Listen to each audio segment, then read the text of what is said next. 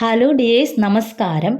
കഴിഞ്ഞ വീഡിയോയിൽ നമ്മൾ 2021 മുതൽ 2024 വരെയുള്ള 10th level prelims and mains question പേപ്പറിൻ്റെ ആവർത്തന ചോദ്യങ്ങൾ അതിനെ ഉൾപ്പെടുത്തിക്കൊണ്ട് 50 ഹോട്ട് ടോപ്പിക്സിനെ പറ്റി പറഞ്ഞിരുന്നു. ഇന്ന് 2025-26 കാലഘട്ടങ്ങളിൽ നടന്ന 10th ലെവൽ പ്രധാനപ്പെട്ട എക്സാംസിൻ്റെ ഹോട്ട് ടോപ്പിക്സ് ആണ് നോക്കുന്നത്. നമ്മൾ കഴിഞ്ഞ വീഡിയോയിൽ പറഞ്ഞിരുന്ന ഹോട്ട് ടോപ്പിക്സ് തന്നെയാണോ, എന്തെങ്കിലും മാറ്റങ്ങളുണ്ടോ, PSCയുടെ ഇപ്പോൾ റീസെൻ്റ്ലി നടക്കുന്ന എക്സാംസിൽ എങ്ങനെയാണ് PSC ക്വസ്റ്റ്യൻ ചോദിക്കുന്നത്, പഴയ ആ എവർഗ്രീൻ ഹോട്ട് ടോപ്പിക്സ് ഇപ്പോഴും ഉണ്ടോ എന്നാണ് നമ്മൾ ആദ്യം നോക്കാൻ പോകുന്നത്. അപ്പോൾ 2026 വളരെ കുറച്ച് എക്സാം മാത്രമേ നടന്നിട്ടുള്ളൂ. നമ്മൾ 2025 ഒരുപാട് എക്സാം നടന്നു. അപ്പോൾ ആ ഒരു എക്സാംസിൻ്റെ എല്ലാം ക്വസ്റ്റ്യൻ പേപ്പർ നോക്കിയിട്ടാണ് നമ്മൾ മിസ്സാക്കാൻ പാടില്ലാത്ത ആ ഒരു ഏരിയ ഏതൊക്കെയാണോ നമ്മൾ നോക്കുന്നത്. ഇതിൽ പ്രധാനമായിട്ടും എടുത്തു പറയേണ്ട ഒരു കാര്യം എന്ന് പറയുന്നത് 2025 ഹോട്ട് ടോപ്പിക്സ് എന്ന് പറയുന്നത് 2026, അതായത് ഇപ്പം നടക്കുന്ന റീസെൻ്റ്ലി നടന്ന എക്സാംസിലും ആവർത്തിച്ചു എന്ന് പറയുന്നത് വളരെ പ്രധാനപ്പെട്ട കാര്യമാണ്. 2025 ക്വസ്റ്റ്യൻ പേപ്പറിൽ കണ്ട മറ്റൊരു പ്രത്യേകത എന്ന് പറയുന്നത് ഒരുപാട് പുസ്തകങ്ങൾ അല്ലെങ്കിൽ ഒരുപാട് ആത്മകഥകൾ ക്വസ്റ്റ്യൻ പേപ്പറിൽ ഒരുപാട് കണ്ടിരുന്നു. പ്രധാന വ്യക്തികളുടെ, അത് കായിക രംഗത്തെ ആവാം, സിനിമാ മേഖലകളിലെ ആവാം, അതുപോലെ ഇപ്പോൾ മരണപ്പെട്ട ആൾക്കാരുടെ, അപ്പോൾ അങ്ങനെ പ്രധാനപ്പെട്ട വ്യക്തികളുടെ ആത്മകഥകൾ ക്വസ്റ്റ്യൻ പേപ്പറിൽ ഒരുപാട് കണ്ടു.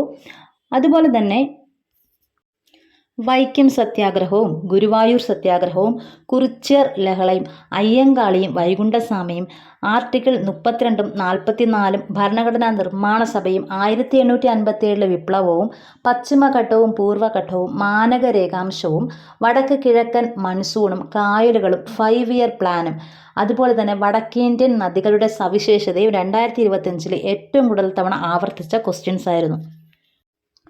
2025 ഇങ്ങനെ ഒരുപാട് ഹോട്ട് ടോപ്പിക്സ് ഉണ്ട്. അതിനു മുമ്പ് 2025 26 തമ്മിലുള്ള ഒരു കമ്പാരിസൺ ആദ്യം നോക്കാം.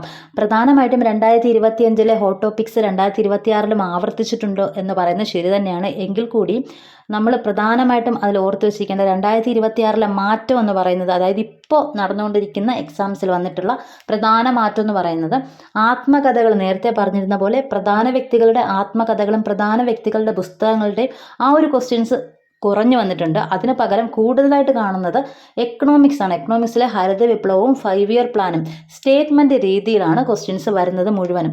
പണ്ട് നമ്മൾ 2021 മുതൽ 24 വരെയുള്ള ക്വസ്റ്റ്യൻ പേപ്പറിൽ ഒറ്റ ലൈനായിട്ടുള്ള ക്വസ്റ്റ്യൻസ് ആയിരുന്നു. എന്നാൽ ഇപ്പോൾ ഹരിത വിപ്ലവം അതുപോലെ 5 ഇയർ പ്ലാൻ അങ്ങനെയുള്ള എക്കണോമിക്സുമായിട്ട് ബന്ധപ്പെട്ടിട്ട് വരുന്ന ഈ ടോപ്പിക്കുകൾ പ്രധാനമായിട്ടും ഡിഫിക്കൽട്ടായിട്ടുള്ള സ്റ്റേറ്റ്മെൻറ്റ് രീതിയിലാണ് കണ്ടുവരുന്നത്.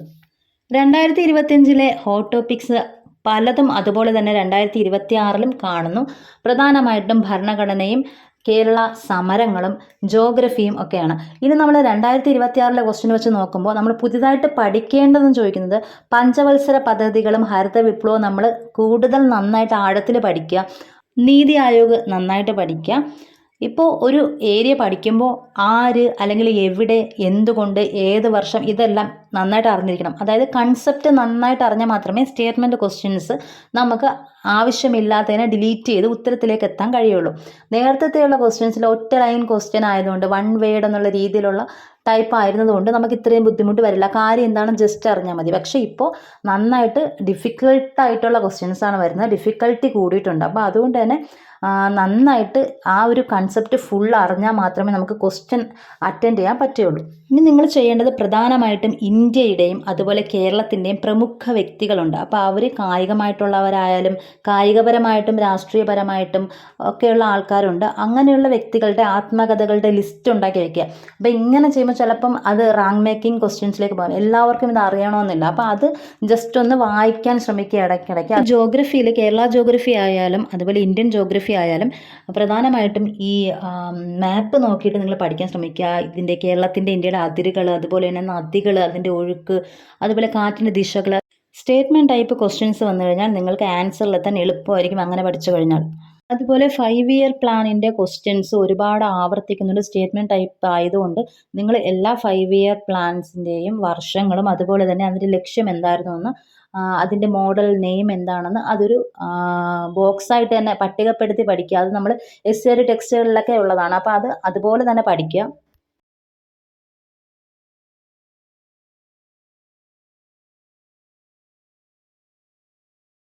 ആദ്യമായിട്ട് പറയാൻ പോകുന്നത് ഭരണഘടനയിലെ ടോപ്പിക്കാണ്. ഭരണഘടനയിൽ എല്ലായ്പ്പോഴും ചോദിക്കുന്ന പോലെ തന്നെ ഏറ്റവും ഇമ്പോർട്ടൻ്റ് ആയിട്ടുള്ള ഒരു ഏരിയയാണ് മൗലിക അവകാശം. അതുപോലെ തന്നെ ഡ്രാഫ്റ്റിംഗ് കമ്മിറ്റി, ലക്ഷ്യപ്രമേയം, കോൺസ്റ്റിറ്റ്യൂവൻ്റ് അസംബ്ലി, ആർട്ടിക്കിൾ 17, 18, 32, 164 ഭാഗം 2, ദേശീയ പിന്നോക്ക വിഭാഗ കമ്മീഷൻ്റെ ആർട്ടിക്കിളുകൾ, അതുപോലെ പ്രധാനമായിട്ടും എക്കണോമിക്സിൽ നിന്ന് വരുന്നതാണ് പഞ്ചവത്സര പദ്ധതി, ഹരിത വിപ്ലവം, വിവിധ ഘട്ടങ്ങൾ, അതുപോലെ നീതി ആയോഗ്, നബാർഡ്, 1991 ഉദാരവൽക്കരണം, പുത്തൻ സാമ്പത്തിക നയം, അതുപോലെ പ്രധാനപ്പെട്ട വൈസ്രോയിമാരിൽ ലോർഡ് ഡഫറിൻ ഒരുപാട് ചോദിച്ചിരിക്കുന്നു. അതുപോലെ പ്രധാനപ്പെട്ട മുദ്രാവാക്യങ്ങൾ ലണ്ടൻ മിഷൻ സൊസൈറ്റി, മലബാർ ലഹള, സർവൻസ് ഓഫ് ഇന്ത്യ സൊസൈറ്റി, ചട്ടമ്പി സ്വാമി, പൂർവഘട്ട കൊടുമുടികൾ, ഉഷ്ണമേഖല ഇലപൊഴിയും കാട്, അന്തരീക്ഷ പാളികൾ, പശ്ചിമഘട്ടം, പൂർവഘട്ടം, വൈക്കം സത്യാഗ്രഹം, ഗുരുവായൂർ സത്യാഗ്രഹം, കുറിച്യർ ലഹള, അയ്യങ്കാളി, വൈകുണ്ഠസ്വാമികൾ, article 32, article 44, article 17, article 21A, പഠനശാഖകൾ, വിറ്റാമിൻ കുറവ് മൂലമുള്ള രോഗങ്ങൾ, ചലച്ചിത്ര പുരസ്കാരങ്ങൾ, നോബൽ പ്രൈസ്. ഇത്രയുമാണ് 2025-26 ക്വസ്റ്റ്യൻ പേപ്പറിൽ പ്രധാനമായിട്ടും കണ്ട ഏറ്റവും നന്നായിട്ട് പഠിച്ചിരിക്കേണ്ട പാഠഭാഗങ്ങൾ. ബാക്കിയുള്ള ഹോട്ട് ടോപ്പിക്സ് ഞാൻ കഴിഞ്ഞ വീഡിയോയിൽ പറഞ്ഞിട്ടുണ്ട്. അപ്പോൾ ഇത്രയും ഹോട്ട് ടോപ്പിക്സ് നിങ്ങൾ ഉറപ്പായിട്ട് മിസ്സാക്കാതെ പഠിച്ചിരിക്കണം. കാരണം ഇത് പഠിച്ചു കഴിഞ്ഞാൽ നിങ്ങൾക്ക് തീർച്ചയായിട്ടും മാർക്ക് സ്കോർ ചെയ്യാൻ പറ്റും. എല്ലാ ക്വസ്റ്റ്യൻ പേപ്പറിലും ആവർത്തിച്ച് വരുന്ന ക്വസ്റ്റ്യൻസാണ്. ഇതിൽ നിന്നുമെല്ലാം നമ്മൾ ആവർത്തിച്ച് വരുന്ന ക്വസ്റ്റ്യൻസ് നോക്കിയാണ് ഈ ഹോട്ട് ടോപ്പിക്സ് എടുത്തിരിക്കുന്നത്. ഒരുപാട് ക്വസ്റ്റ്യൻ പേപ്പറുകൾ നോക്കിയിട്ടാണ് ഈ ഹോട്ട് ടോപ്പിക്സ് എടുത്തിരിക്കുന്നത്. ഇനി നിങ്ങൾ ചെയ്യേണ്ടത് 2021 മുതൽ 2026 വരെയുള്ള ഈ ഹോട്ട് ടോപ്പിക്സ് എല്ലാം ഒരു നോട്ടിൽ എഴുതിയെടുക്കുക. എന്നിട്ട് ഈ പാഠഭാഗങ്ങൾ ആദ്യം പഠിച്ചു തീർക്കുക. ഇത് ആദ്യം പഠിച്ചു തീർത്തതിന് ശേഷം നിങ്ങൾ SCERT ടെക്സ്റ്റ് ഉപയോഗിച്ചുകൊണ്ട് പഠിക്കുക. SCERT ടെക്സ്റ്റിൽ ഈ ഭാഗങ്ങൾ എവിടെയൊക്കെയാണ് ഉള്ളത് ആ പാഠഭാഗങ്ങൾ എടുത്ത് അത് നന്നായിട്ട് പഠിച്ച് ഒരു പോയിൻ്റ് പോലും വിടാതെ നന്നായിട്ട് പഠിക്കുക. ശേഷം പ്രീവിയസ് ഇയർ ക്വസ്റ്റ്യൻസ് ഒരുപാട് എഴുതുക. അപ്പോൾ അങ്ങനെ ചെയ്താൽ മാത്രമേ നിങ്ങൾക്ക് നന്നായിട്ട് സ്കോർ ഉയർത്താനും അതുപോലെ തന്നെ നെഗറ്റീവ് ഒരുപാട് കുറയ്ക്കാനും പറ്റുകയുള്ളൂ. അപ്പം പ്രത്യേകിച്ച് ഈ 10th level LGS level question പേപ്പറിൽ ഒരുപാട് നമുക്ക് ക്വസ്റ്റ്യൻസ് നല്ല പരിചിതമായിരിക്കും. അതുകൊണ്ട് തന്നെ നെഗറ്റീവ്സ് ഒരുപാട് വരാൻ ചാൻസ് ഉണ്ട്. അതുകൊണ്ട് നിങ്ങൾ ഇത്രയും ഹോട്ട് ടോപ്പിക്സ് ആദ്യം നന്നായിട്ട് പഠിക്കുക. അതിനുശേഷം നിങ്ങൾ പ്രീവിയസ് ഇയർ ക്വസ്റ്റ്യൻസ് ചെയ്യുക. ഇനി SCERT പാഠഭാഗങ്ങൾ വേണ്ടവർ കമൻറ്റ് ചെയ്യുക. ഏതൊക്കെ SCERT പാഠഭാഗങ്ങളാണ് പഠിക്കേണ്ടതെന്നുള്ള വീഡിയോ ഞാൻ ചെയ്യാം, ആവശ്യമുള്ളവർക്ക് വേണ്ടി മാത്രം. Okay, thank you so much.